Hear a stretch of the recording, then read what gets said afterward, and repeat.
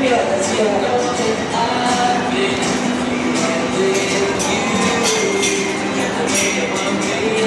you'll come out. Hey, hey,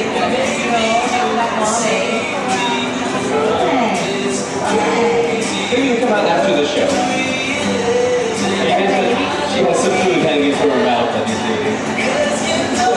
We'll try again. We'll do this after the show. We can all out. I think it's going to mess up our routine for this show. Hi, Adam. How are you? You're no. Camel kisses. Oh.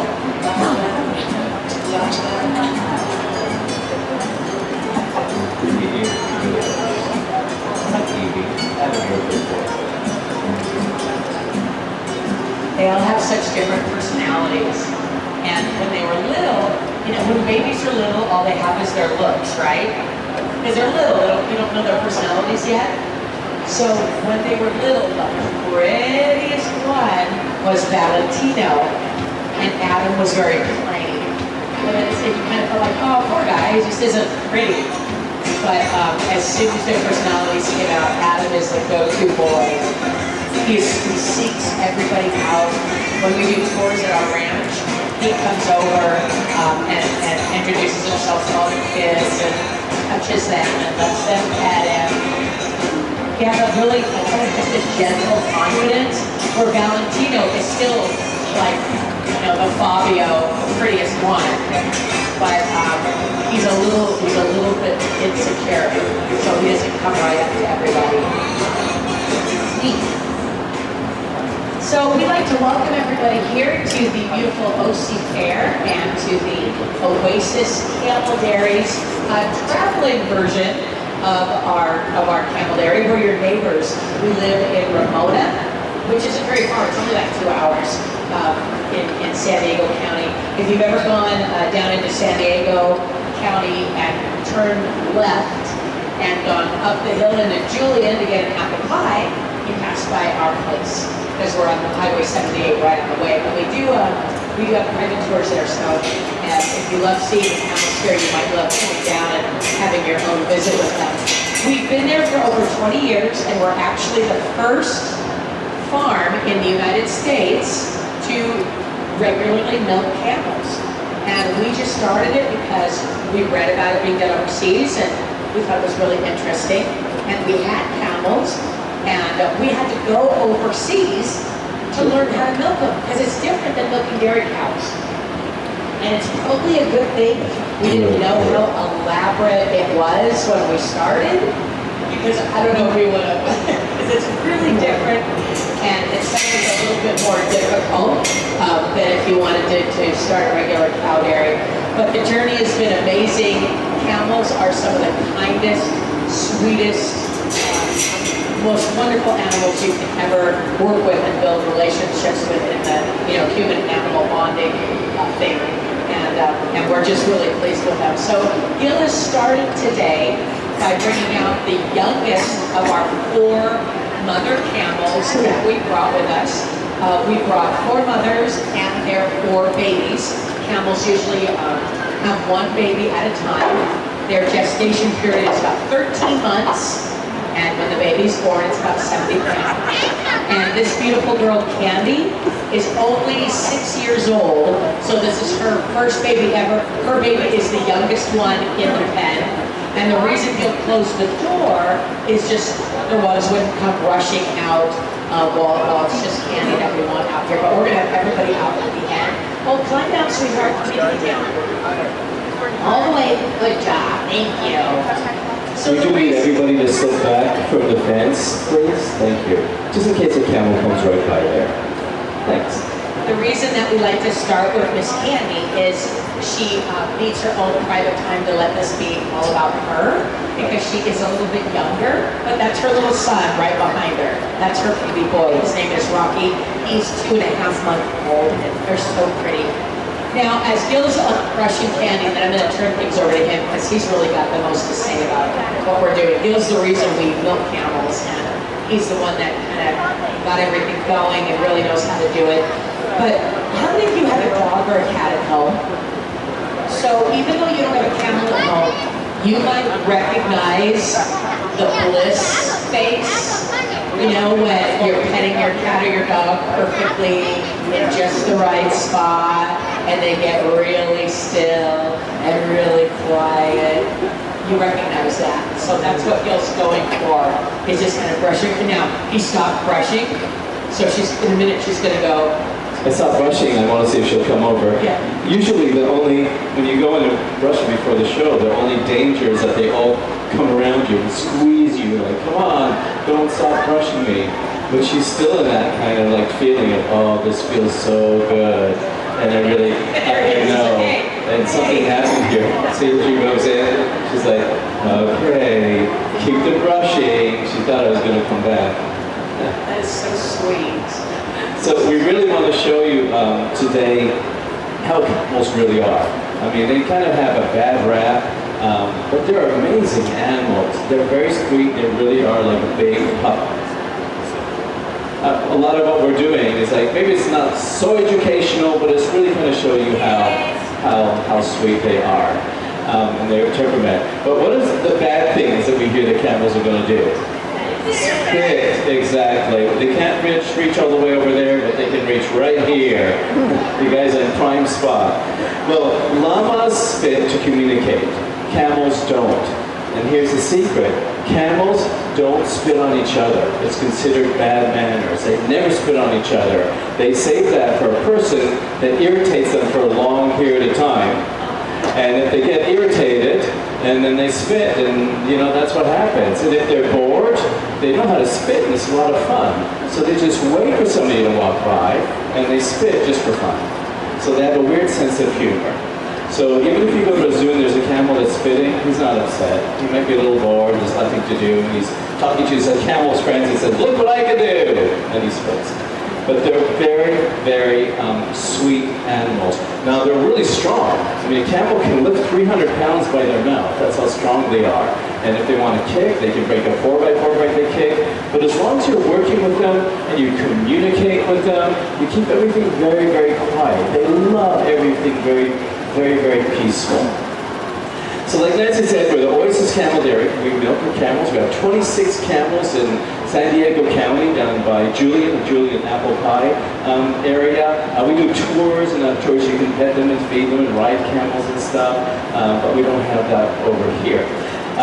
We are going to bring out a female camel, and we are going to see if we can milk her. She's actually waiting at the gate. The first day was mayhem. All the camels didn't know what they were supposed to do. Yesterday and today, they're all waiting at the gate. They all know, okay, I'm second, you're third, here, let's do this. It's kind of amazing. The first day, no, everybody was just running all over the place. It's kind of crazy shows. Do you want to add anything? I thought they'd talk a little bit about camels and how amazing they are, and then we'll do the milking. Yeah. Yeah, that'd be great. Or just brush her, whatever you want. There you go. We're very easy with these guys. So, before we bring out the milking camel, let's talk a little bit about camels and how amazing they are. Because people always ask us, like, how long do they go without drinking water? Well, they can go 2 weeks without drinking any water at all. Like, if you imagine a hot day, we have our bottle right here, and we're drinking constantly. 2 weeks, 130 degrees out, doesn't even bother them. They lose 25% of their body weight, like in water, a bathtub full of water. When they find it, just go, put their mouth in it, drink it all up, and you'll see it go up the throat. And drink it all up, and keep going. And in 20 minutes, it's absorbed into their bloodstream. That's where it goes to. Our red blood cells are round, they don't change shape. Your red blood cells are oblong, kind of like balloons. So they can fill up with water and empty out of water. So that's kind of where they store it. But the biggest thing about them is that they don't waste water.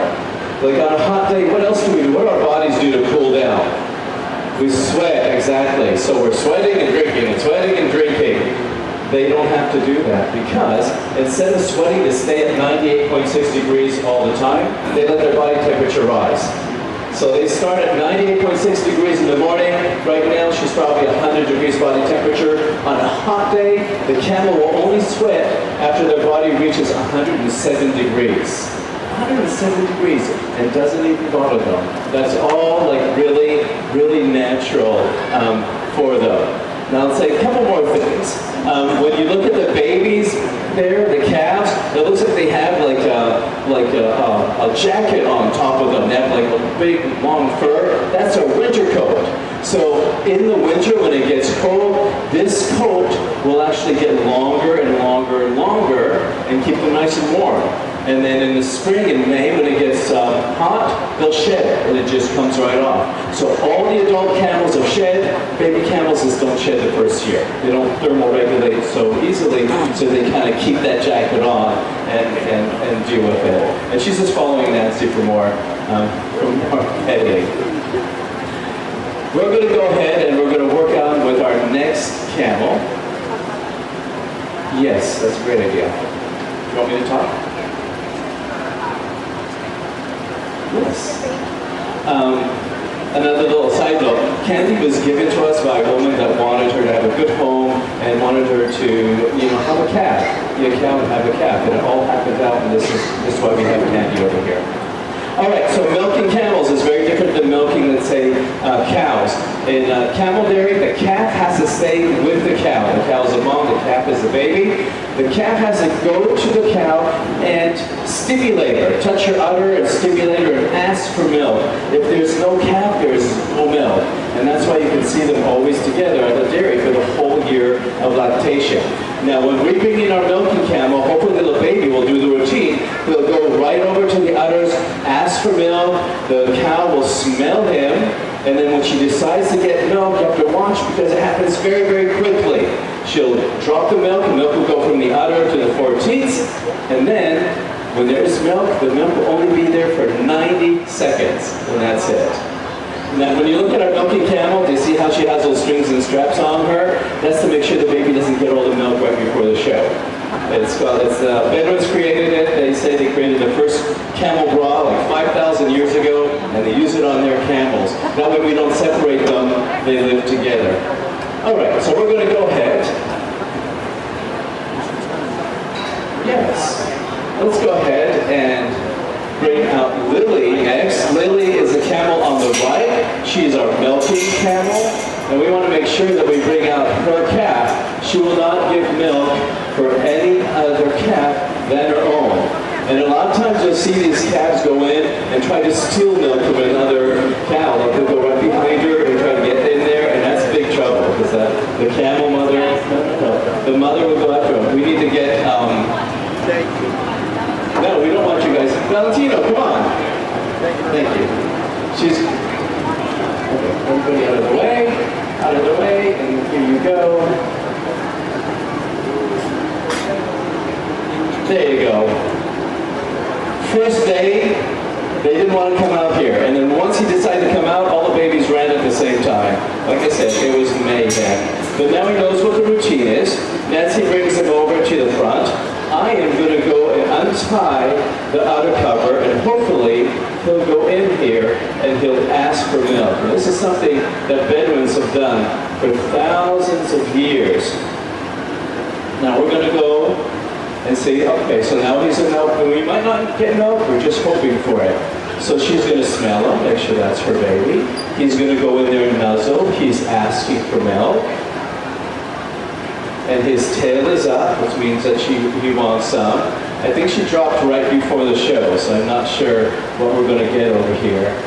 But he is going from one teat to another, so let's just wait and watch. It's not something that you can force. It's just something that you have to kind of work with. So she's going to smell him again. Go ahead, Nancy. The way she keeps smelling back to him like that is her want. She wants to drop her milk in. Like you said, she might have just dropped in milk inside. But we really look for the camel's attitude, and that's why they're so much fun to work with. It's like working with just, people partners, because the way she kept going back there, you could feel that she's like, oh, darn it, I want to do this, I want to do this, I want to do it on the right time. And she just might have gotten off schedule a little bit is all. So I'm just going to bring her around, and we just keep everything really mellow. There's no right or wrong, it's just, we try to do it. And then the nice thing is that the baby is staying right with her and asking. Without that ask, we don't have milk.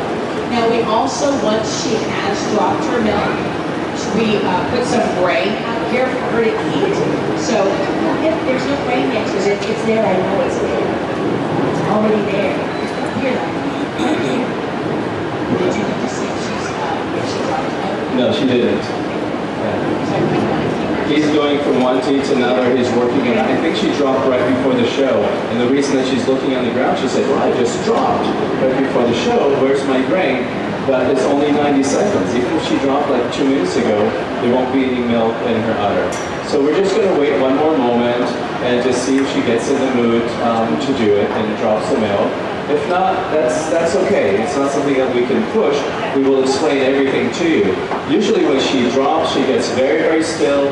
She doesn't move at all. She'll treat oxytocin. It's a hormone that goes to the brain, and from the brain into the bloodstream, and it causes muscles to contract.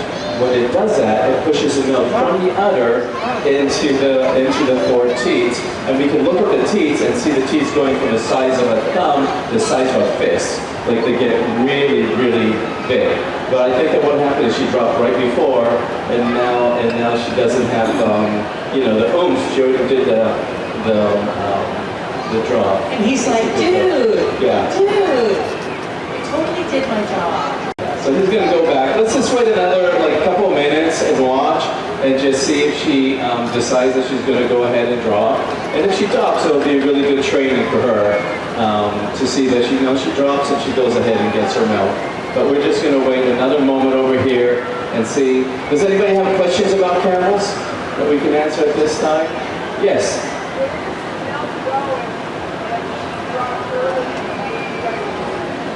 All the milk stays up in the udder. She drops. What drops means is that the oxytocin is causing muscles to push, so they're pushing on it, and it goes into the teats, and the teats fill up. So there's some milk in the teats, but the rest of it is in the udder. Now when you start milking really fast, it keeps going from the udder into the teats. But if you're not milking, it just stays right there. No, he can only get it when she drops in that 90 seconds. So next show, he's an older baby, only needs to drink like once or twice a day.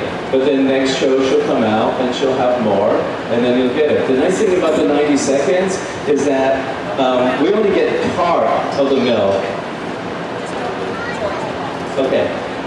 We only get part of her milk in 90 seconds. Let's say she has 12 liters in her udder. In 90 seconds, we get 4 liters, and then the baby gets some grain. 10 minutes later, the baby says, hey, I want some milk, and she drops again. And then he goes again and gets as much as he wants. So it's a really nice way of making sure we don't take all the milk because it shuts off. And I think it shuts off because they're nomadic.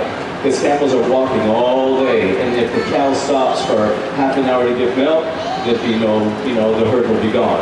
Cows can do that. They just stop and all the milk comes out of their udder. It's a lot of oxytocin. Camels just don't do that. What do you think, Nancy? I think we're super close. It just depends on how patient we're going to be. Okay. If you guys are fine chilling here for a little bit, I'd like to still give her an opportunity. If she starts to walk off away from him, then she's definitely like, nah.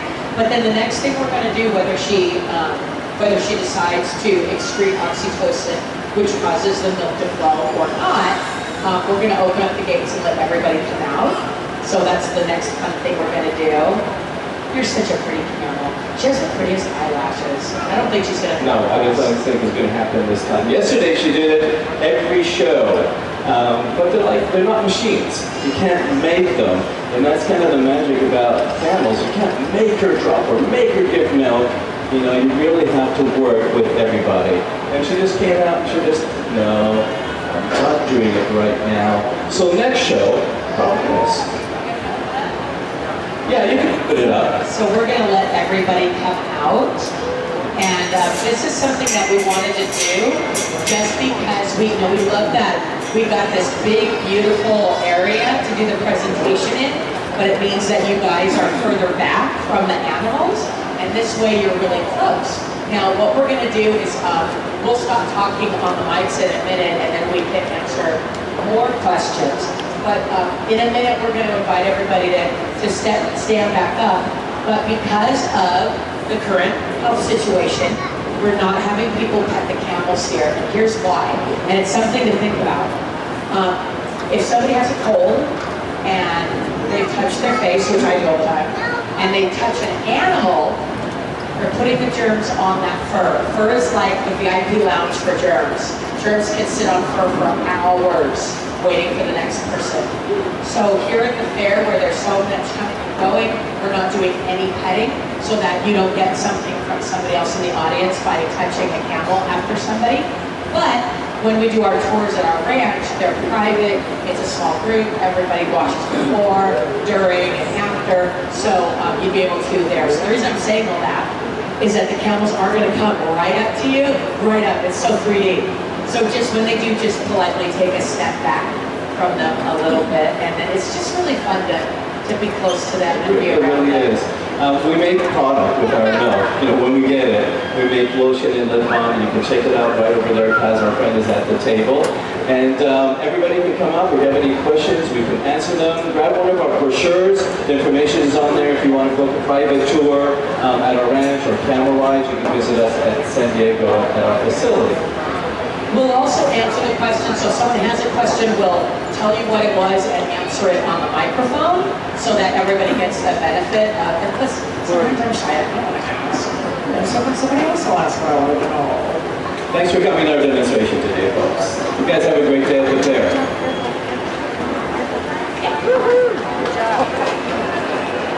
Oh, you drove by and you saw one of our camels? Probably Goldie did that. Yes, nice.